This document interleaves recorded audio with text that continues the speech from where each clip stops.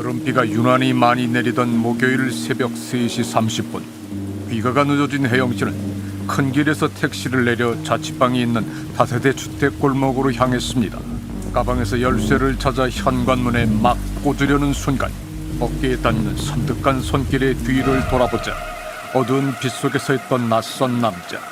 그의 손에 들려있는 건 날카로운 흉기였습니다. 사건 현장 2층에 살던 주민 박씨가 비명소리를 듣고 급히 달려나갔을 때 혜영씨는 여러 군데 칼에 찔려 피를 흘리며 쓰러져 있었습니다. 급히 경찰과 119에 신고를 했지만 범인은 이미 달아난 뒤였고 다른 목격자도 없었다고 합니다. 그런데 불과 10여 분 뒤 그곳에서 600m가량 떨어진 미아동의 또 다른 골목길, 택시에서 친구에게 우산을 양보하고 집까지 비를 맞으며 뛰어가던 지수씨도 골목에 들어서자마자 이상한 인기척을 느꼈습니다.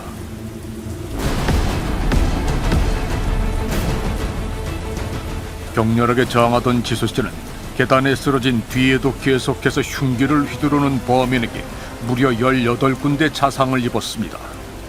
아무 이유도 없이 귀가하던 여성 2명을 잇따라 무참하게 공격한 범인은 대체 어떤 사람이었을까?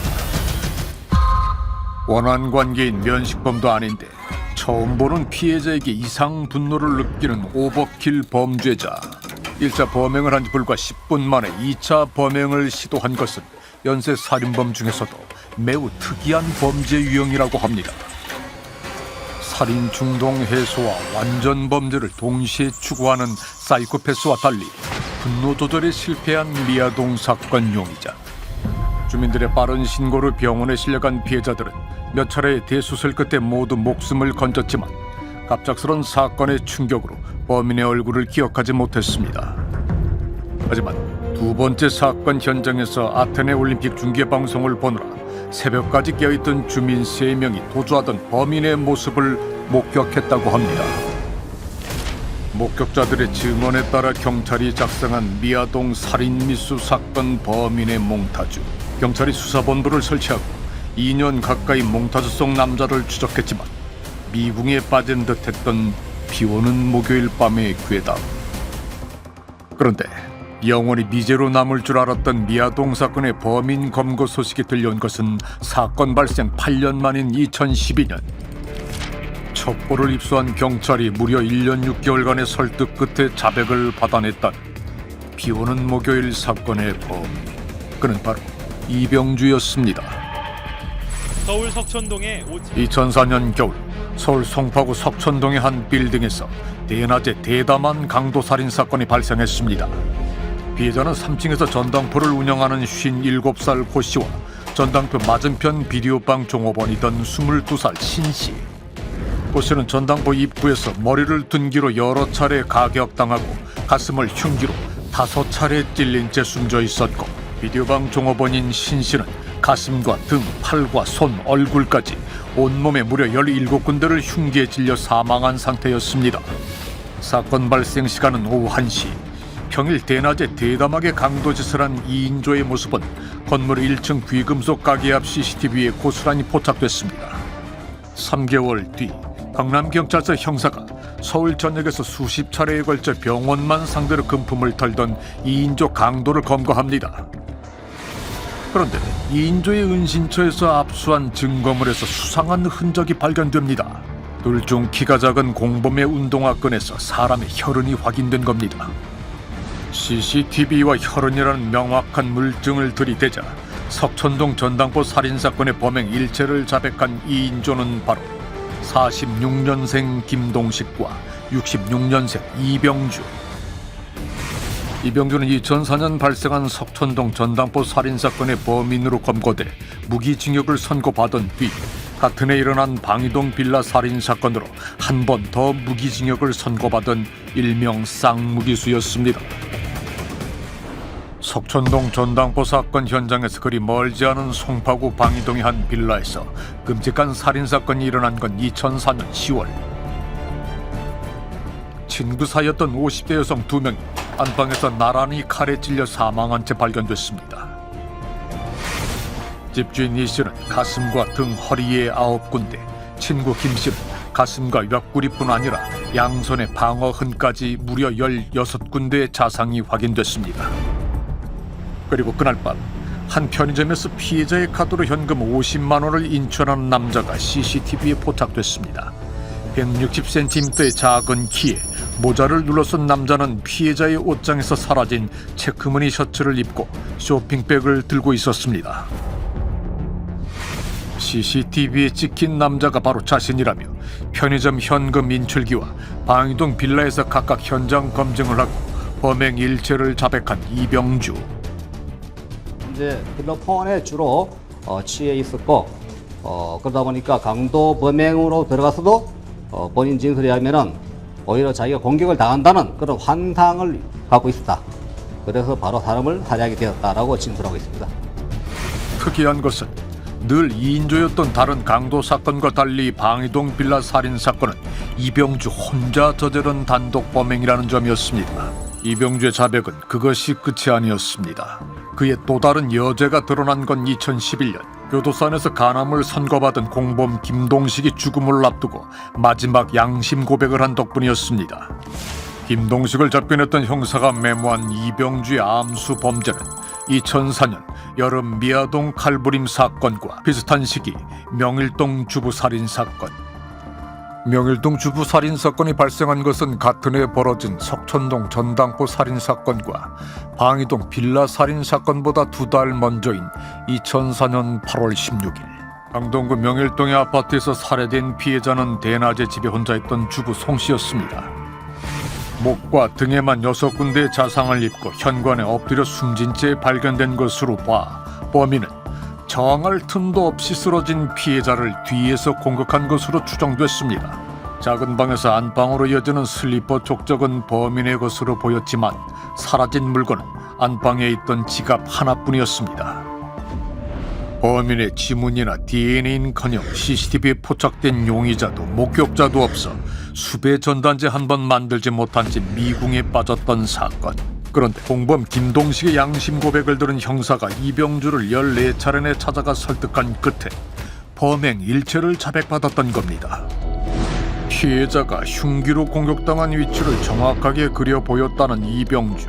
그의 범행은 이번에도 매우 잔혹했고 유죄가 확실해 보였습니다. 명일동 그 아파트 주부 살인 사건은 같이 들어가도 같이 죽였습니다. 그렇기 때문에 명일동 사건은 공범간 진술이기 때문에 충분히 범행이 지금 입증되리라 이렇게 보고 있고요. 그런데 올해 1월 전혀 예상치 못했던 반전 소식이 전해졌습니다. 자백을 한 지 무려 10년 만에야 미아동 살인미수 사건의 재판을 받게 된 이병주가 1심에서 무죄를 선고받았다는 뉴스였습니다. 스스로 여죄를 자백한 쌍무기수 이병주. 그가 무죄를 선고받은 이유는 뭘까? 진실을 얘기했다라는 증거도 없지만 허위 자백을 했다라는 증거도 없는데 이게 정황상으로 명백하지 않다라는 이유로 이제 무죄가 나버렸으니까 참 납득이 안 가는 그런 판결이었죠. 모든 것은 공범 김동식의 허위 진술에서 시작됐다고 합니다. 석천동 전당포 살인사건 당시 자신은 밖에서 막만 봤을 뿐인데 김동식의 진술 때문에 억울하게 무기징역을 선고받았다는 겁니다.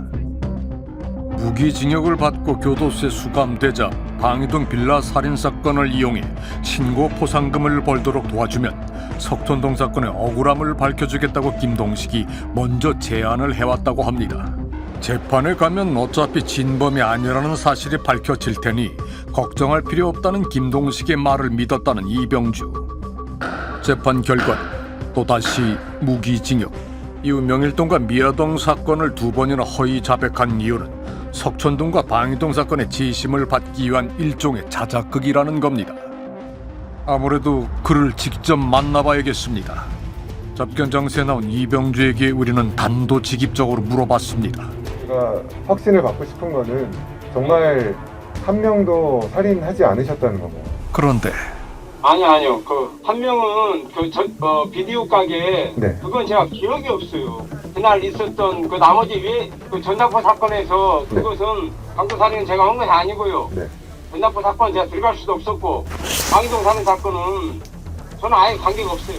편지 내용과는 달리 석천동 사건 당시 전당포 주인은 결코 살해한 적이 없지만 비디오 가게 종업원은 자신이 살해했는지 안 했는지 기억이 나지 않는다고 말을 바꾸는 이병주. 하지만 미아동 살인미수 사건만큼은 정말 억울하다고 주장합니다.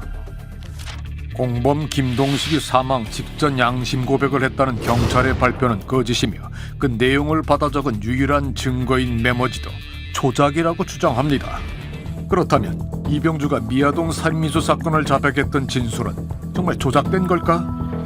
망상 때문에 분노가 생겨서 칼로 찌르긴 했는데 이때에는 반항을 하더라고요. 어떻게 저항을 했다는 말인가요? 피해자가 발로 차서 가슴 부위를 찼는지 다리를 걸어 넘어뜨렸는지 어쨌든 제가 넘어지면서 칼을 놓쳤고 다시 일어나서 칼을 주어 다시 계속 쑤셨습니다. 그러니까 여기에 담겨진 내용은 피해자가 자신을 발로 차서 그러니까 이런 식의 어떤 저항을 했다는 내용뿐만이 아니고 그러면서 본인이 칼을 놓치게 되고 넘어지면서 다시 일어난 이런 그러니까 본인과 그 피해자와의 역작용에 대해서까지 진술을 하고 있거든요. 무엇보다 이런 이병주의 진술은 2차 사건 피해자의 진술과 정확히 일치합니다. 취재가 한창일 무렵 청송교도소에서 이병주와 같은 방에 수감돼 있었다는 한 제보자가 연락을 해왔습니다. 그가 이병주를 기억하는 이유는 그의 독특한 하루 일과 때문이었다고 합니다. 매일 사건을 연구하고 전국의 경찰서와 언론사에 편지를 쓰는 것으로 하루를 보냈다는 이병주. 그런데 그가 이 사건들을 포기하지 못했던 이유는 억울함을 풀기 위해서가 아니었다고 합니다. 찾아오는 가족이 한 명도 없었다는 이병주는 생필품과 간식을 구매할 영치금이 떨어질 때마다 일명 공적 거래를 해줄 브로커를 찾아다녔다는 겁니다. 마약 사범들의 경우 다른 범죄를 제보하면 형량을 낮춰주는 공적 인정제도를 악용해 재소자들끼리 제보할 범죄를 사고 판다는 공적 거래. 그 마약 수사 협조에 대한 어떤 그 틀을 아는 이전의 사람들은 그런 식으로 그 살인자들한테 부추겼을 가능성도 있죠. 그 무기징역에 뭐 살인 하나 더 얻는다 하더라도 뭐 크게 달라질 게 없으니까 어떤 경제적인 대가를 줄 테니 네가 그 범죄에 대해서 자백하라. 실제로 이병주가 보내온 525장의 편지에는 자신이 거래한 수많은 공적거래 브로커들의 이름과 그들이 약속한 돈을 주지 않았다는 분노가 여과 없이 드러나 있습니다. 2012년 처음 했던 자백을 번복한 이유도 그 때문이었습니다. 전문가들은 1심 재판부가 미아동 살인미수 사건 자체보다 이병주가 주장한 공적거래 진위에 더 치중한 점이 몹시 아쉽다고 합니다. 우선은 형사소송법의 대원칙인 실체적 진실을 파헤쳐야 되는데 이 판결을 보면서 좀 아쉬웠던 것은 실체적 진실보다는 수해 수감 생활 동안에 금품을 마련할 목적이 아니었냐 이런 쪽에 초점을 맞춰다 보니까는 이것은 허위 자백이다 이렇게 판단을 했던 부분이 좀 많이 아쉽고요. 주목할 것은 이병주가 교도소에 수감 중이던 지난 10년간 브로커를 통해 자백 의사를 밝혔던 수십 개의 사건들 중 경찰이 실제로 수사에 나선 것은 명일동과 미아동 사건뿐이라는 점입니다. 그러니까 제가 가장 우려되는 점은 이 패턴이 끝나지 않을 거라는 거죠. 이 사건을 자백하고 싶은 마음이 있는 것처럼 편지를 써서 경찰들에게 접근을 해서 어느 정도의 영치금을 경찰한테 약속을 받은 후에 나중에 가서 이 사건은 모두 조작한 것이다 라고 주장을 하면서 오히려 그런 영치금이라든지 이런 것들을 사건 조작의 대가인 것처럼 이런 패턴을 여러 경찰서에 계속적으로 접촉을 해가면서 반복하고 있다라는 것이죠. 이병주를 찾아갔을 때 우리는 자백과 번복을 계속하는 이유가 돈 때문인지 직접 물어봤습니다. 영치금 목적을 그냥 띄우는 거지만 나는 어떤 재판대에 서고 싶었을 뿐이에요. 영치금이 진짜 목적이고 그것이 목적이었다면 경찰을 모였을 때 어쨌든 다 받아냈겠죠. 악착같이라도. 안 그러겠어요? 이미 무기징역을 선고받은 방이동 빌라 살인사건은 새로운 증거도 없는데 왜 일방적으로 재심을 고집하는지도 알고 싶었습니다. 진범을 찾지 못한 피해자에 대한 죄책감 때문에 재심을 받고 싶다는 이병주. 그에게 죄책감이란 대체 어떤 의미일까?